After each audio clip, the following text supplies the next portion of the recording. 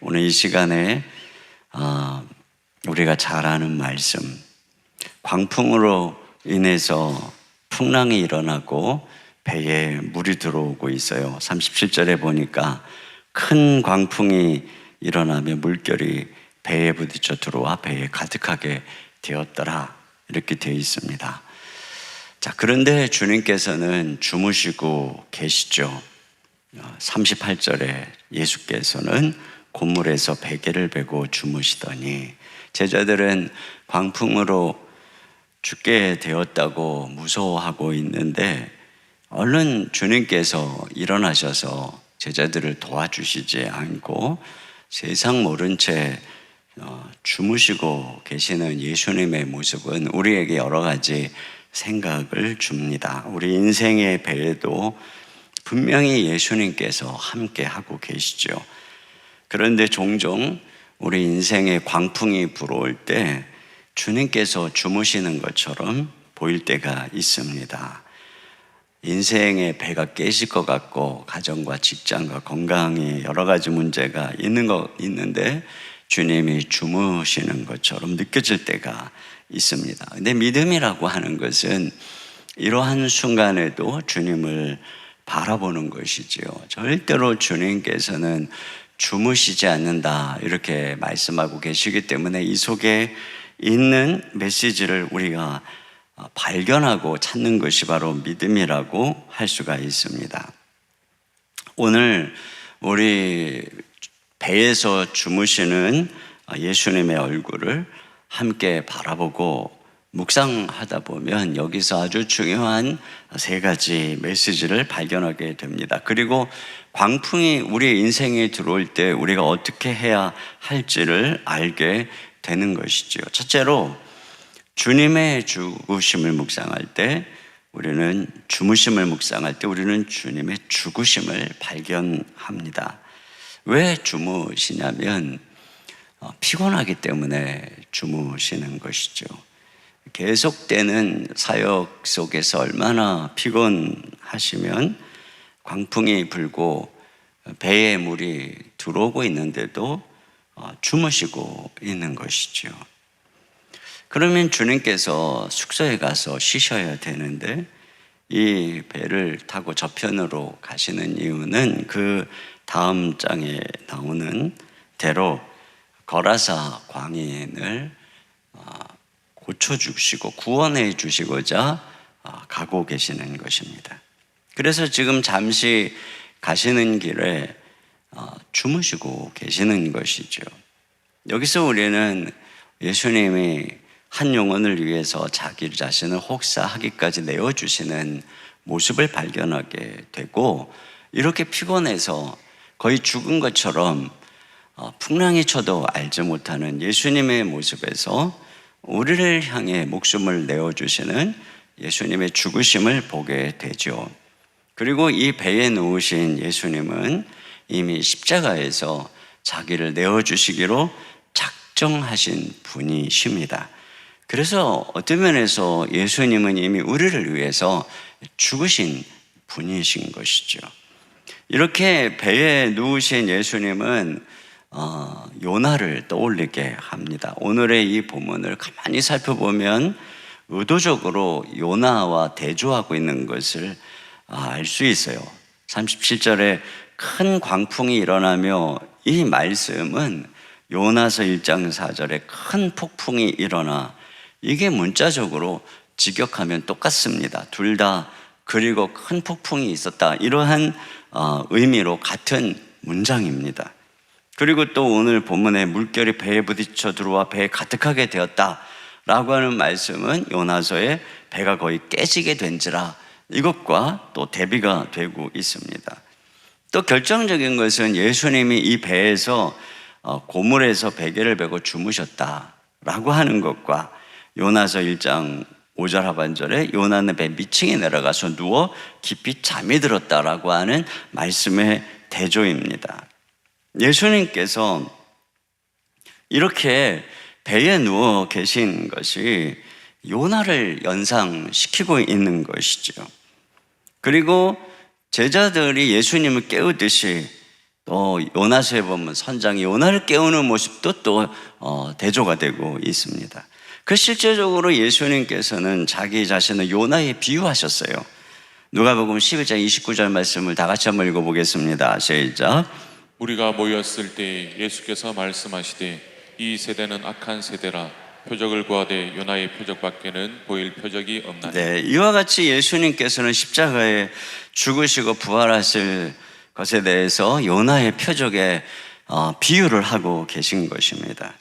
자, 그런데 중요한 것은 그 당시에 요나의 배가 어떻게 이 풍랑에서 잔잔하게 되었느냐 하는 것이죠. 그때 요나가 이렇게 얘기해요. 요나서 1장 12절 상반절 다 같이 읽습니다. 그가 대답하되 나를 들어 바다에 던지라 그리하면 바다가 너희를 위하여 잔잔하리라. 네, 요나를 바다에 던지니까 풍랑이 잔잔해졌어요. 왜냐하면 그 풍랑은 요나 때문에 일어난 풍랑이기 때문에 그런 것입니다. 우리 인생에 일어나고 있는 광풍의 원인이 근본적으로 어디에 있습니까? 자연이 성이 난 것은 죄로 인해서 이 세상이 저주를 받았기 때문이고 자연이 저주를 받았기 때문에 그런 것입니다. 인간을 위협하는 광풍은 한편에서 보면은 자연현상이지만 아담으로 거슬러 올라가면은 이것은 죄악의 광풍이고 풍랑이라고 하는 것을 우리는 알 수가 있어요. 우리 인생에 갑자기 찾아오는 풍랑들, 그래서 가정이나 직장을 깨버릴 것 같은 풍랑들도 본질적으로 보면은 죄악의 풍랑이라고 하는 것, 그래서 우리의 실수, 우리의 불성실, 우리의 죄로 인해서 만들어진 돌풍들이 우리의 삶 속에 일어나고 있는 것을 알 수가 있어요. 그러한 우리의 죄를 정죄하고 추적하고 또 우리를 그래서 고발하는 풍랑들이라고 할 수 있습니다. 그래서 온갖 여러 가지 인생의 풍랑이 우리의 삶 속에 찾아오게 되면 우리는 당장에 우리 자신의 죄를 깨닫게 되죠. 회개하게 됩니다. 내 죄 때문이야, 이런 생각을 하게 되는 것이에요. 그렇기 때문에 오늘 이 요나의 풍랑이 요나의 죄를 추적하고 불순종을 추적하고 있기 때문에 그 요나를 바다에 던졌을 때 풍랑이 잔잔해진 것을 알 수가 있습니다. 그런데 오늘 제자들이 예수님과 함께 탄 배의 풍랑을 어떻게 잔잔해졌습니까? 예수님이 꾸짖으시는 한마디로 잔잔해졌어요. 근데 그것이 왜 가능할까요? 그것은 예수님이 요나처럼 우리의 죄를 대신 지시고 자기 자신을 바다에 던지시는 분이기 때문에 그런 것입니다. 요나가 물고기 뱃속에서 3일 만에 나온 것처럼 예수님께서는 죽음에 자기를 던지셨어요. 그리고 3일 만에 부활하셨습니다. 이와 같이 이 배에 계신 예수님은 우리의 죄값을 지불하신 분인 것이죠. 우리의 모든 죄를 위해 십자가에 죽으시고 부활하셔서 지금 우리 인생의 배에 타고 계신 우리의 주님이시란 말입니다. 그렇기 때문에 그러한 우리 인생의 배의 풍랑들, 우리의 죄를 추적해서 우리의 죄를, 우리의 이 삶을 저주하고 또 심판하려고 할 때에 우리 주님, 우리 인생의 배에 계시는 주님께서는 단 한마디로 그 모든 풍랑을 꾸짖어서 잠잠케 한다. 이것을 우리가 알 수가 있는 것이죠.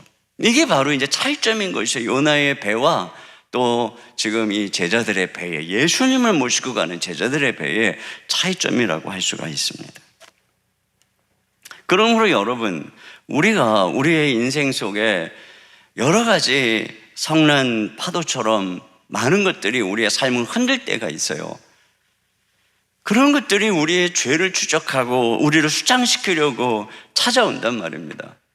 그때마다 우리는 우리 인생의 배에 누워 계신 주님, 나의 죄를 위해서 그 성난바다에 자기를 던지신 분, 바로 그분이 내 인생의 배에 함께하고 계시다. 이걸 우리가 기억해야 됩니다.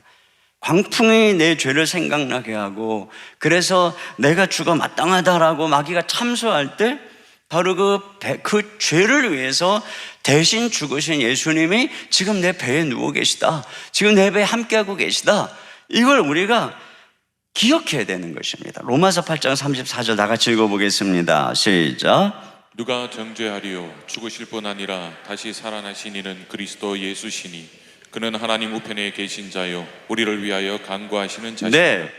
그러니까 마귀가 우리를 정죄하고 참소할 때 우리는 주님을 바라봐야 되는 것입니다. 우리를 위해서 대신 죽으시고 우리의 대제사장이 되셔서 하나님 보좌 우편에서 지금도 우리를 위해서 기도하고 계시는 우리 주님, 바로 그 주님을 우리가 바라봐야 되는 것입니다. 그런 면에서 우리가 이 인생의 고난이 올 때 그 고난은 정죄도 아니고 형벌도 아닌 것입니다. 물론 그 고난 속에서 우리 삶 속의 모든 죄가 깨끗해지고 또 하나님 앞에 돌이켜서 또 하나님의 말씀대로 살아가는 그런 존재가 되는 것이죠. 그러나 결국 그렇게 해서 하나님께서 이 광풍으로 인해서 우리를 연단하여 사용하시고자 하시는 그러한 광풍인 거예요. 우리의 믿음을 연단하는 광풍인 것이지, 이 광풍이 요나의 광풍처럼 우리의 배를 뒤집어 가지고 나를 바다에 던지려고 하는 그런 광풍은 아닌 것이죠. 그런 측면에서 항상 우리 인생에 풍랑이 일어날 때 우리를 위해서 십자가에서 대신 죽으신 예수님을 바라봐야 됩니다. 그럴 때 어떤 것도 이 배를 뒤집을 수가 없다. 어떤 것도 비록 우리는 죄악되고 연약하고 시스템하고 그렇지만 이것 때문에 절대로 하나님이 내 가정, 내 인생, 내 건강, 내 자녀 하는 절대 멸하시지 않는다.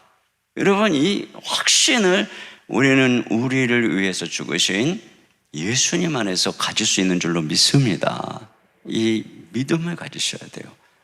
우리가 그래야 마귀의 정죄를 이기고 담대하게 주님 바라보면서 믿음으로 갈 수 있는 것입니다.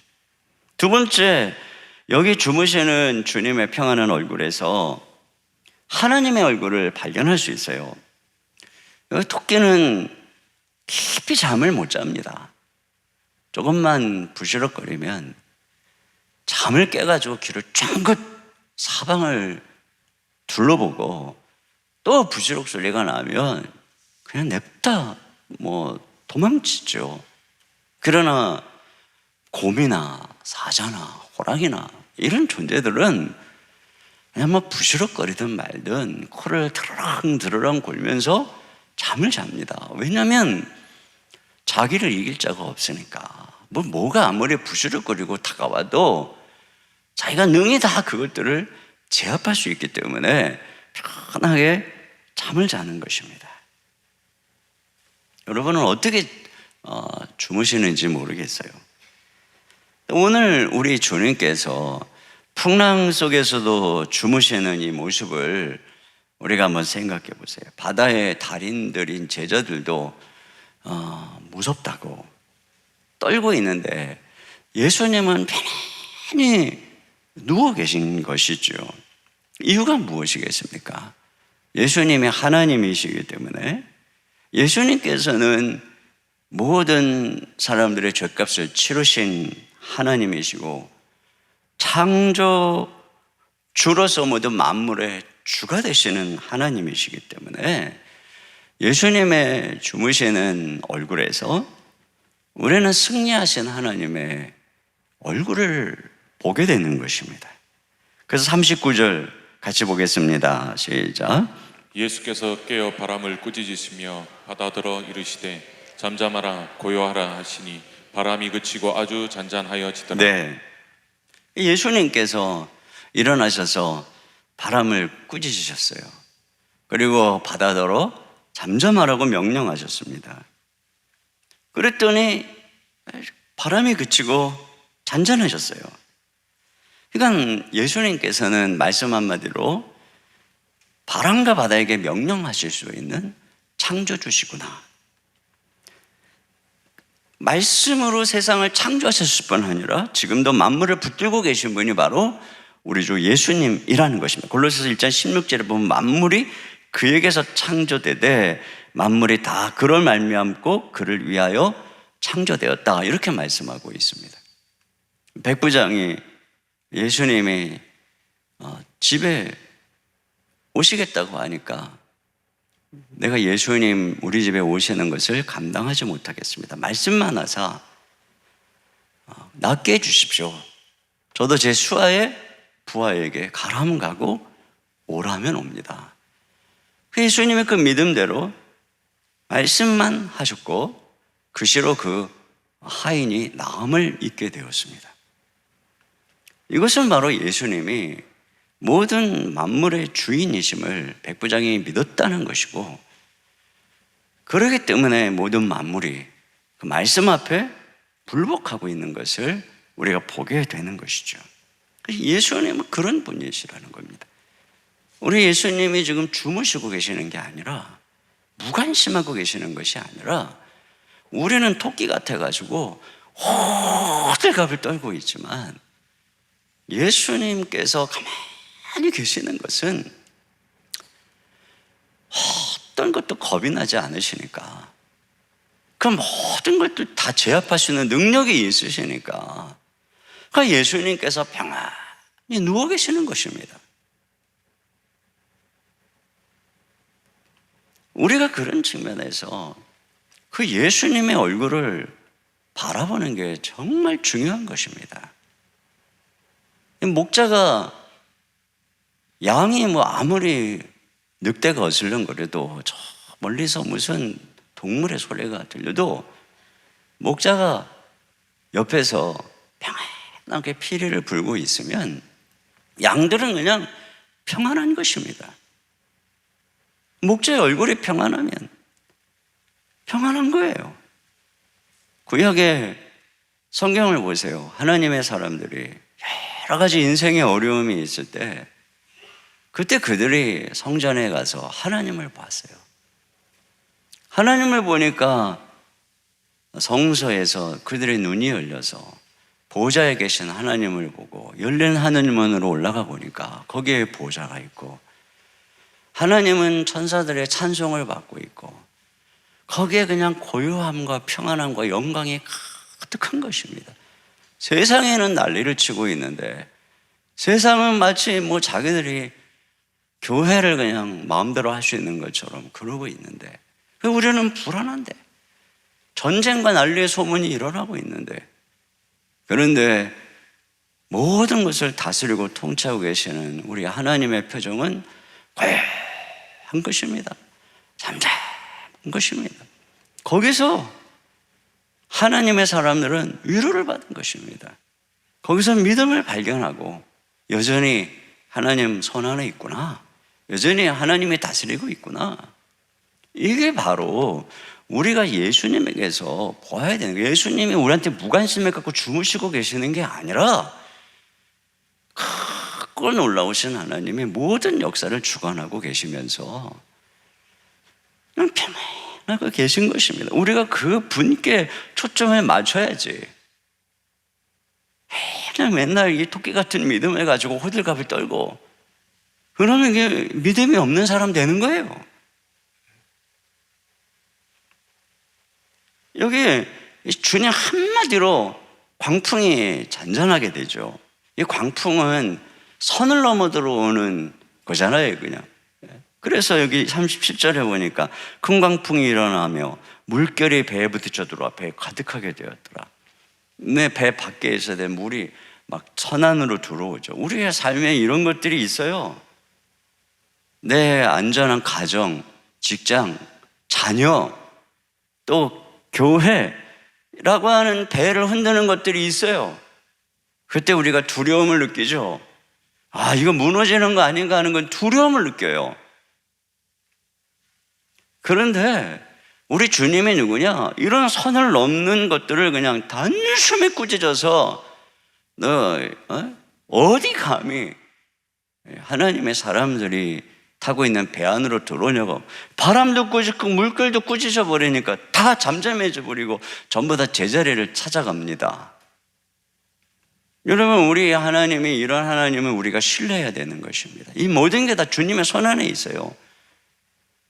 동성애 이런 걸 통해서 결혼의 질서, 성적인 남녀 간의 질서 이런 모든 것들을 다 선을 넘어버리죠. 이런 윤리관, 그래서 드디어 동성애 이 포괄적 차별 금지법이 드디어 발의가 됐어요. 9명밖에 안 되던 국회의원이 또 누가 또 뭐 민주당에서 합류해가지고 드디어 법안이 발의가 됐습니다. 자, 그런데 이런 하나님의 질서의 권위에 도전하고 성경적으로 얘기하고 있는 성경적인 윤리관과 이 모든 것들을 함부로 막 뜯어서 자기들 마음대로 난도질을 하는 그러한 모든 것들, 여러분, 하나님께서 다 보고 계시는, 다 주님 손바닥 안에 있는 것입니다.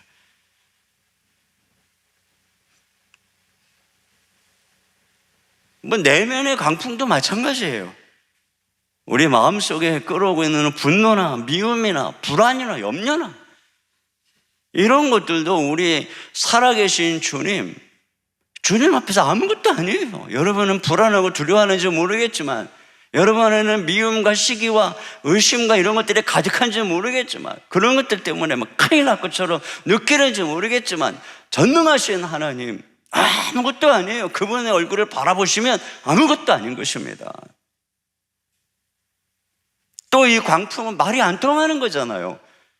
말귀를 못 알아듣는 건데도 불구하고 하나님께서 예수님이 한마디 하니까 잠잠해져 버리는 것처럼 우리 주변에 말귀 못 알아듣는 게 뭐 한두 개입니까? 애들부터 시작해서 뭐 여러분 남편도 마찬가지일 테고, 너무 세상의 경제 상황, 뭐 남편들 입장에서는 뭐 부하 직원들이 뭐 말귀 못 알아들을 수 있고, 주변에 뭐 거래처고 경제 상황이고 뭐 정치는 뭐 더하죠. 그러나 우리 주님께서는 말씀 한마디로 뭐 그런 모든 것들도 다 통제할 수 있는 그런 분이 바로 우리 주 예수님이시라는 것입니다. 그러니까 주님께서 그냥 가만히 그냥 주무시고 있다 한마디 하니까 끝나는 거예요.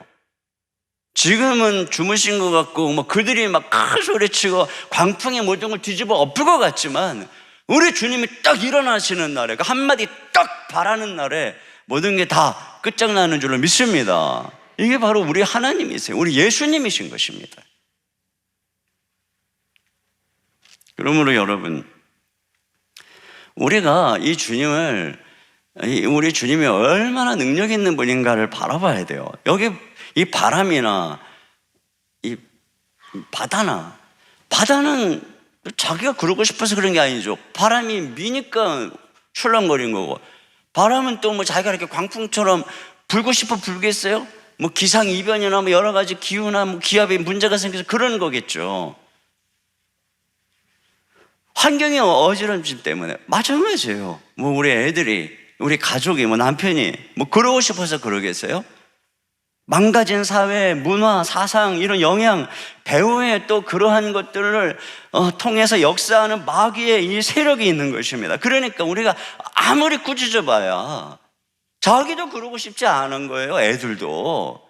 그런데 그냥 주변 사회가 그렇게 자기를 가만 안 놔두고, 배후의 악한 마귀가 가만 안 놔두는 것입니다. 그러니까 여러분이 아무리 잔소리해봐야 무슨 소용이 있어요. 그리고 뭐 잔소리하면 막 반성하지만 무슨 소용이 있어요. 또 바람이 불고 또 자기를 이렇게 하는 그런 세상에서 어쩔 수 없는 무력함 속에 사로잡혀 있는 것인데 말이죠.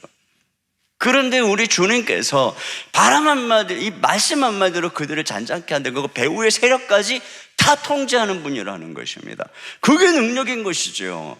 우리 주님께서 우리가 아무리 잔소리를 하고 우리가 아무리 옆에서 뭐 통제를 하려고 해도 그 사회 구조와 악한 마귀의 이 배후에 역사하는 세상 속에서 우리가 아무것도 할 수 없지만, 우리가 아는 것은 우리 주 예수 그리스도는 그 모든 것들을 꾸짖고 모든 것들이 제 질서를 가게 만드시는 분이다.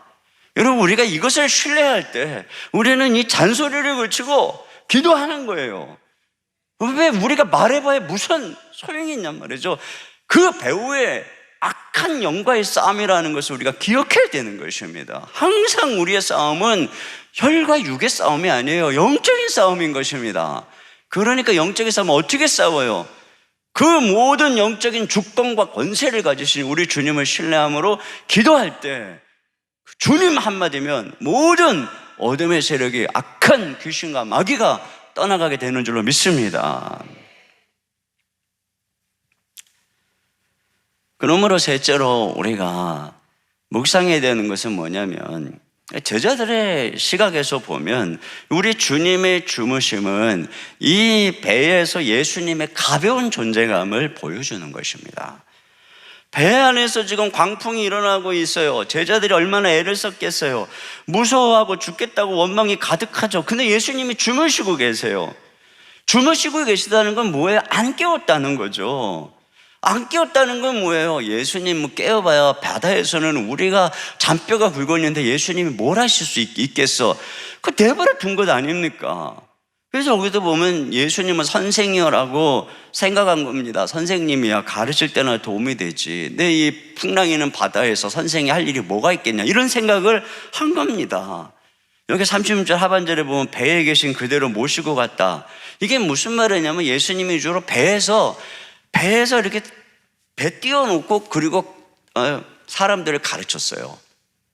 그 배에서 말씀 가르치다가, 앞에 보면 하나님 나라에 대해서 가르치다가, 그리고 이제 그대로 접혀 들어가자. 그 예수님 피곤해서 주무시고 계시는 거예요, 지금. 그러니까 이 제자들이 예수님이 말씀을 가르칠 때는 예수님 주도적으로 인정을 한 거예요. 그러나 이제 이동하는 과정 속에서 이 풍랑이 일어나는데 뭐 예수님이 이 삶의 현장에 무슨 능력이 있겠어? 그리고 예수님을 깨우지를 않는 겁니다.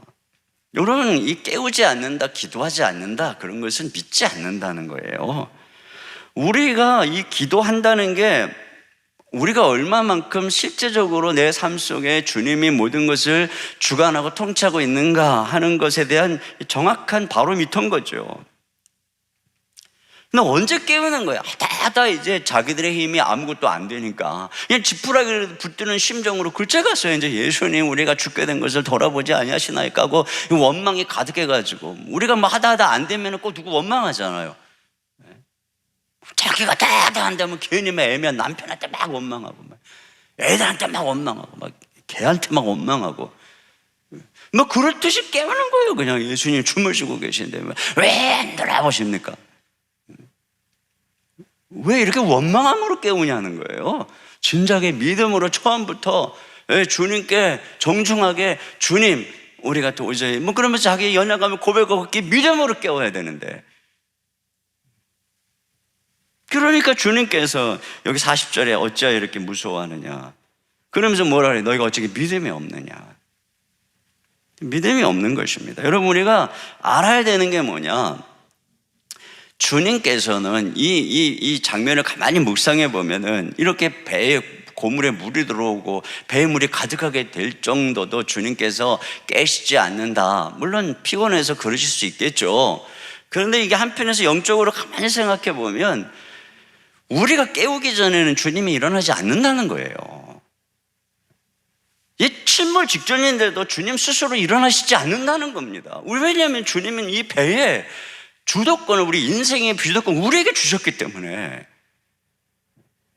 이 인생의 이 소유권을 우리가 주님께 이전하고 우리가 주님께 요청을 하고 정중하게 무릎 꿇고 주님께 좀 도와주십시오라고, 이 인생의 이 주인인 내가 내 인생의 소유권과 주도권을 주님께 올려드릴 때, 그때 비로소 주님이 내 배에서 존재감을 나타내기 시작하는 거예요.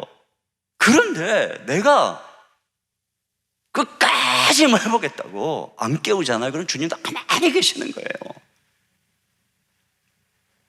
주님이 우리 인생에서의 주님의 존재감 우리가 인정하는 만큼 나타나는 것입니다. 기도하는 게 인정하는 거예요. 그리고 기도가 주님을 깨우는 것입니다. 그렇게 깨우니까 어떤 일이 일어납니까? 39절 하반절에 바람이 그치고 아주 잔잔해지더라. 네, 여러분 인생의 삶의 광풍이 그치기를 원하세요? 여러 가지 많은 풍랑들이 잔잔해지기를 원합니까? 깨우세요. 예수님을 깨우세요. 어느 누구도 할 수 없는 그것을 우리 주님은 하실 수 있는 줄로 믿습니다. 뭐 이런 얘기하면 또 뭐 어떤 굉장히 고상한 척 하는 사람은 뭐 예수님이 요술방망이냐, 뭐 우리 마음대로 뭐 이것도 도와주고 저것도 도와주고 하는 뭐 예수님이 우리 인생의 종이냐, 뭐 이런 소리 하는 사람이 있어요. 이런 사람들의 대체적인 공통점이 뭔지 아세요? 기도 안 하는 사람. 기도 안 하는 젊은 사람들이 꼭 이런 얘기예요. 가만히 보면 기도 안 하는 젊은 목사나 젊은 전도사들이 꼭 요따구로 설교를 한단 말이죠. 왜 제가 이렇게 얘기하는지 아세요?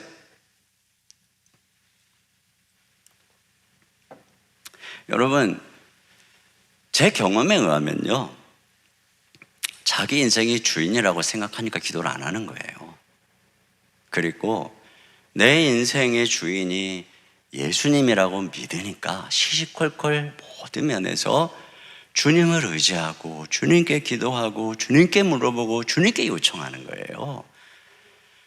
근데 교만하니까 모든 일들의 주인은 나라고 은근슬쩍 생각하고 뭐 고생하고 중요하고 뭐 영적이고 뭐 이런 것만 주님께 물어보는 것, 이것은 진짜 믿음이겠어요? 그것이 실제적으로 기도의 삶에 들어가 보면 매일매일 기도하는 그 사람이야말로 예수님이 내 인생의 주님이라고 고백하는 사람이에요. 그분이 범사에 살아계심을 인정하는 사람인 것입니다. 그렇게 주님께 기도하기 시작할 때 내 인생의 저주의 바람이 그치는 거예요. 정죄의 바람이 그치는 거예요.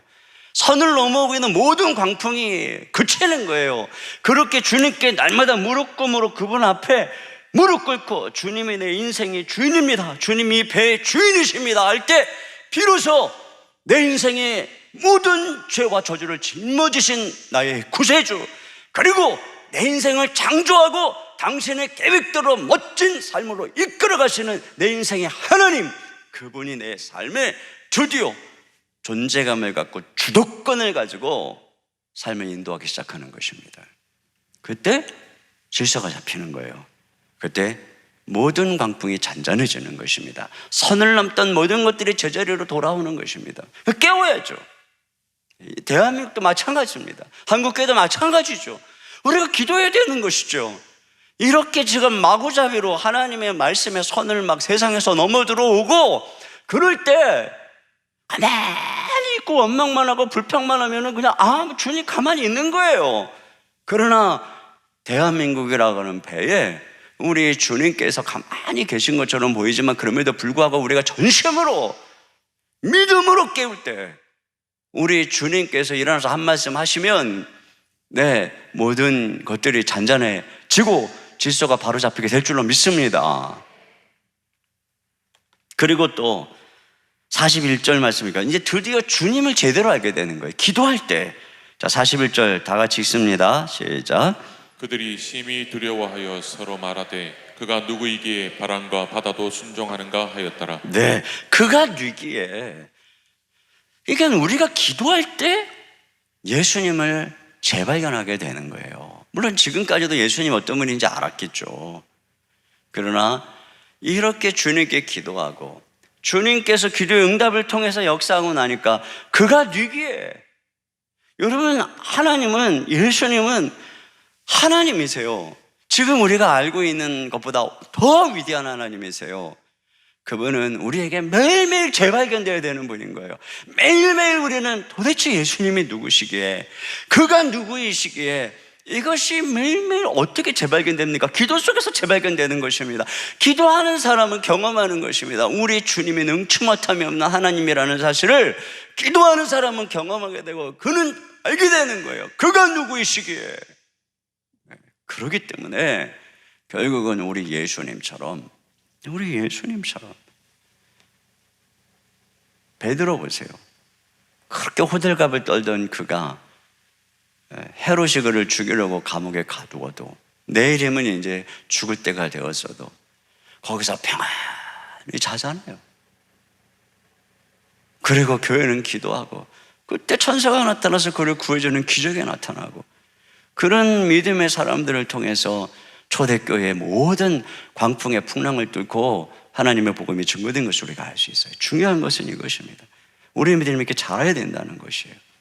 이걸 위해서 주님이 때때로 우리 인생에 광풍을 주시고 이 제자들에게 광풍을 주시고 그걸 통해서 제자 훈련을 시키는 거예요. 제자 훈련이 무슨 책상에 앉아가지고 이게 제자 훈련입니까?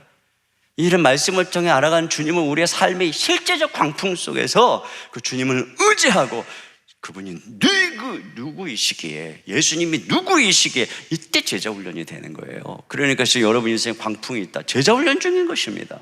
여러분을 넘어뜨리려고 하는 게 아니라 여러분의 믿음을 훈련시켜서, 그래서 이 제자들처럼 사용하시려고, 이 어려운 시대에 사용하시려고, 이런 믿음으로 굳건히 설 수 있기를 주님의 이름으로 축원합니다. 오늘 바로 이 기도를 통해서 그 주님을 깨우고 주님께 나갈 수 있기를 바라요. 이 시간에 우리 주품에 품으셔서 이 찬양 함께 드리고, 우리 배에 계신 주님, 우리의 구속자, 우리의 창조자, 그리고 우리의 기도를 들으시면 일어나서 모든 걸 통치하시는 주님, 그분께 나갈 수 있기를 바랍니다.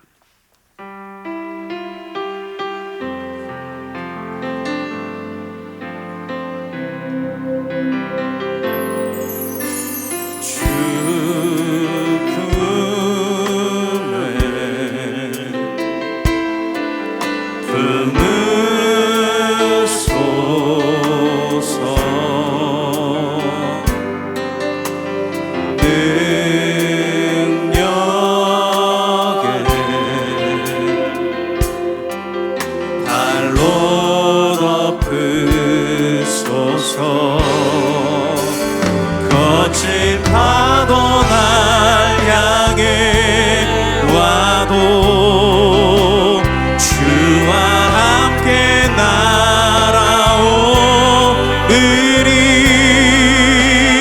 고픈 가운데 나의 영혼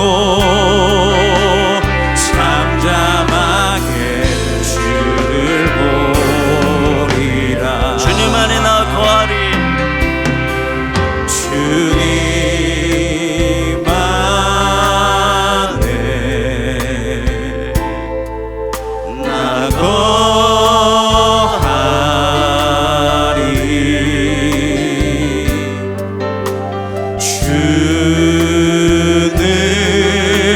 주는요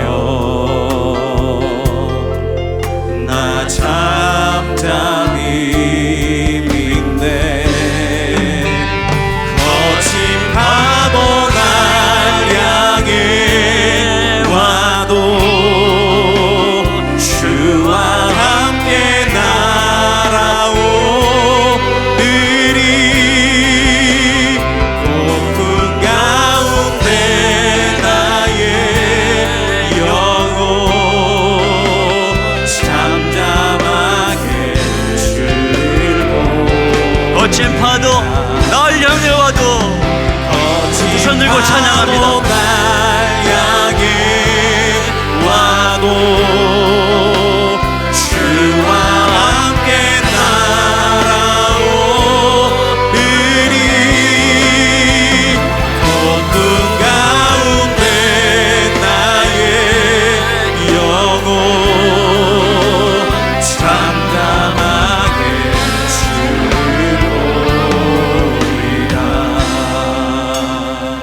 우리 이 시간에 함께 기도할 때 여러분 기도 제목을 보십시오. 첫 번째, 고난의 광풍이 나를 정죄하고 저주할 때 내 배에 계시는 주님만 바라보게 하소서. 주님만이 정죄의 풍랑, 죄의 풍랑을 잔잔케 하심을 믿습니다.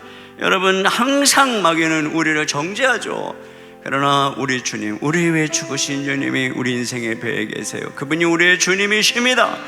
그러므로 주님이 우리 대신 바다에 던지우시고 죽음에 던지우셨기 때문에 이제 더 이상 정죄는 없습니다. 더 이상 정죄는 없어요. 이 모든 고난은 우리를 빚어서 하나님의 사람으로 사용하시고 하는 것을 우리가 기억해야 되겠습니다. 그러므로 더 주님 바라봐야 돼요. 더 주님, 절망을 남고 낙심하지 말고. 두 번째 기도 제목입니다. 시작. 광풍이 선과 질서를 넘어옵니다. 가정, 직장, 건강을 흔드는 광풍과 전통, 가치관, 질서를 흔드는 타락의 광풍을 꾸짖어 주옵소서. 네, 여러 가지 너무 많아요. 우리 다음 세대들의 이러한 여러 가지 모습들, 이 세상에 이 오염된 모습들, 동성애 문제, 이 차별금지법 발의된 거, 이것을 기도해야 되고, 이단도 선을 넘어오죠. 코로나19도 선을 넘어온 것입니다. 우리 시간에 이 두 가지 가지고 우리 시간 같이 한번 주여 한번 물으시고 간절한 마음으로 기도합시다. 우리 주님을 깨우는 기도를 드리겠습니다. 우리 주여 한번 물어 기도하겠습니다.